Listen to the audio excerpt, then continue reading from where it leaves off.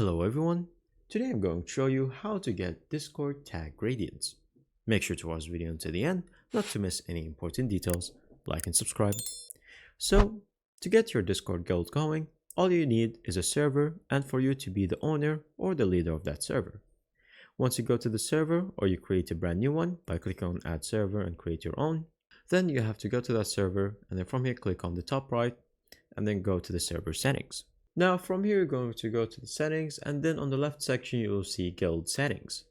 Click on that and it will show you this section where you're going to select whatever games you would like to play and then select the playstyle of your gameplay, and then from here you're going to select the traits of your guild, and then finally you're going to write a description about your guild for anyone new to join it. And then most importantly you can see the guild badge, and in the bottom you can see all the gradients for each badge, and that's basically how you get it. Now, in case this feature is still in beta for you and it hasn't reached you and you can't build a guild from your server, then we have a quick solution for you to use in the meantime. All you have to do is click on the first server that will link in the description. That will link you to this server right here. From here, after you join the invitation server, you're going to go to the tags and guild section.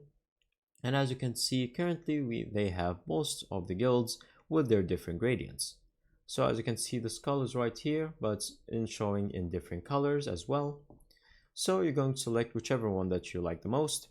And then from here, once you choose it, so for example, the golden heart, I'm going to join the server right here. And then once you join the server, all you have to do is go to the user settings right here. And then you're going to edit user profile. And then scroll down until you see the tags section for the server tags. And then you're going to open this and you're going to select whichever tag you might like. So in this example, the golden heart, and save. And that's pretty much it. Thank you guys for watching. See you next time. Bye bye.